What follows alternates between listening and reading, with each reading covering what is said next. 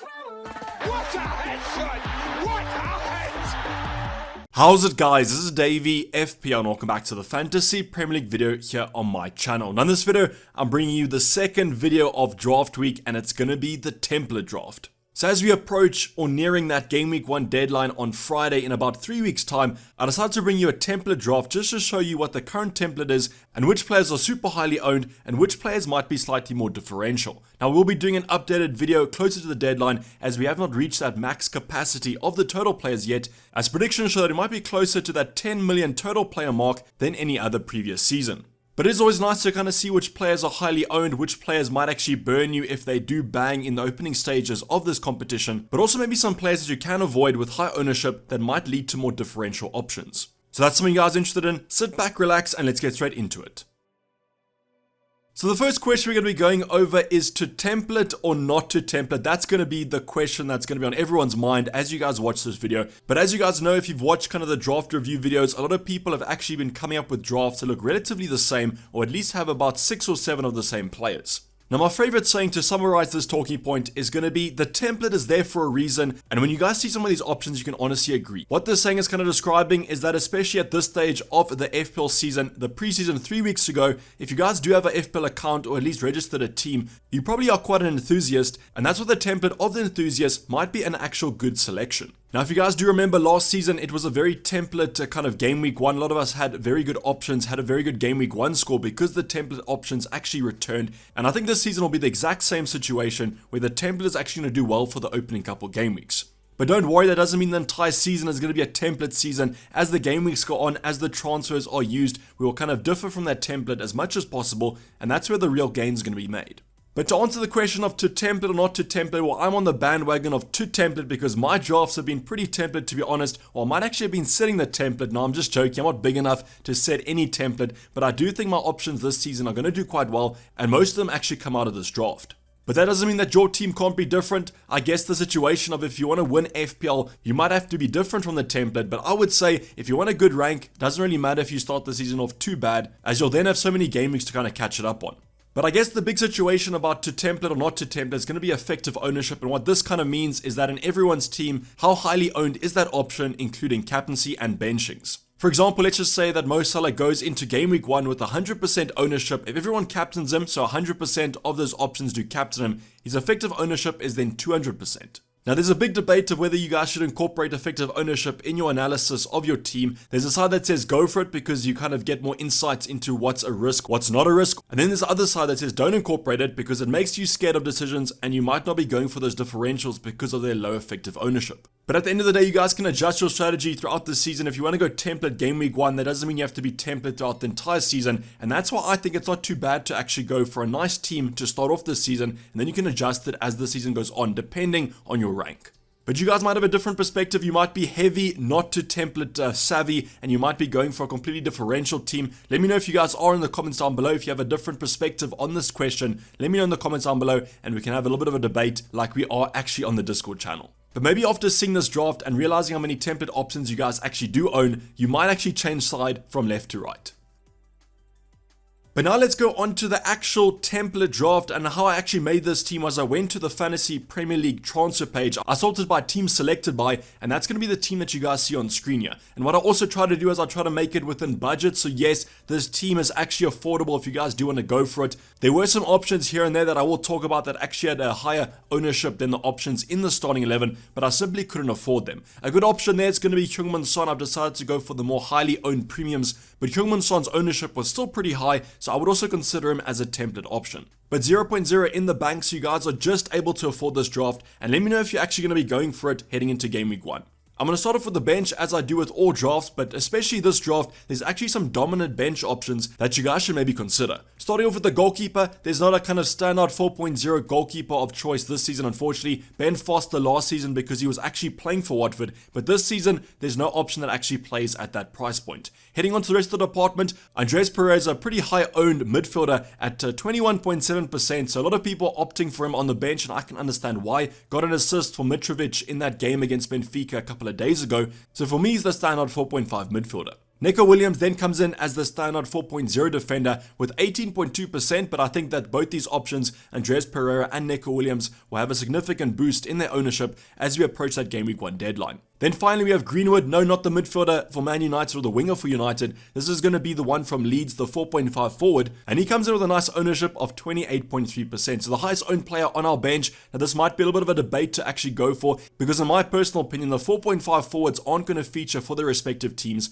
So when you do have a forward that's that highly owned, and you might have some casuals selecting him, when they do sell him for who knows what reason, you might actually have some drops in price. So that's probably the first talking point to go over is please select options. If they do play and you think they'll get you some points off the bench, 100% go for them. But if it is a situation like with Greenwood where he might not actually play at all, when players do sell him, he might actually drop in price. So a little bit of consideration there when you guys do have that wild card and you want to sell your bench options. So just keep that in mind when selecting your bench. But now heading on to the actual draft, and I'm sure you guys have been waiting for this. It's going to be the defensive department first. I'm going to start off with the highest owned goalkeeper, which is going to be Edouard Mendy. So the Senegalese international comes in with a nice ownership of 26.2%, and the nice thing about this is that it shows some variation in that goalkeeper department, because most options only go for one playing goalkeeper, and he's only owned by about a quarter of the game. Now you guys know what I think about Mendy at 5.0. I think there's better options that come in cheaper or at the same price. If you guys did watch my kind of goalkeeper review video, they don't have the best of stats last season, but that might change this season. I can understand the appeal of him at that 5.0 mark, so definitely a cheaper option compared to the other Chelsea defenders and the Man City and Liverpool ones. So 5.0 million might be an actual good price for the Chelsea goalkeeper.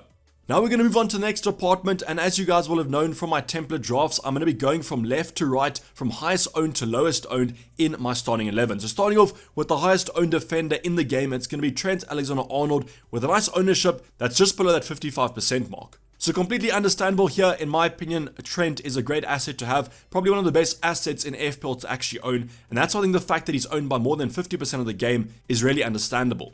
Now, I've seen some people actually go for Robertson over Trent, but I would advise for going with Trent. I think he's a great asset at that price point, as he didn't rise in price even though he had a relatively respectable season. Next up is going to be Cancelo, another popular option at 7.0 million, is owned by just on 45%, so slightly less than Trent, but still really respectable ownership there. And that's why I think you guys have to have some coverage of Man City, even if you don't want to go with Cancelo. I think all these assets I would kind of have some cover for. If you guys don't want to go with the Salah, you can own a Diaz, for example. If you don't want to own Trent, you can own Robertson. If you don't want to go for Cancelo, maybe Edison or Laporte. All those kind of assets I would have some cover for, as with these stronger teams, they definitely are going to get you some FPL points. A player that I'm hoping for some FPL points is going to be Reece James. That comes in just below that 44% mark. Chelsea look like they're going to be playing a back five, so that means Reece James is an even better asset in FPL from an attacking and a defensive point of view, and that's why I do really like the English international. I think the three defenders on screen, Trent, Cancelo and Reece James, are all have to owns, almost kind of essential defenders to own, just because this season they're so cheap and I think going to be completely worth it.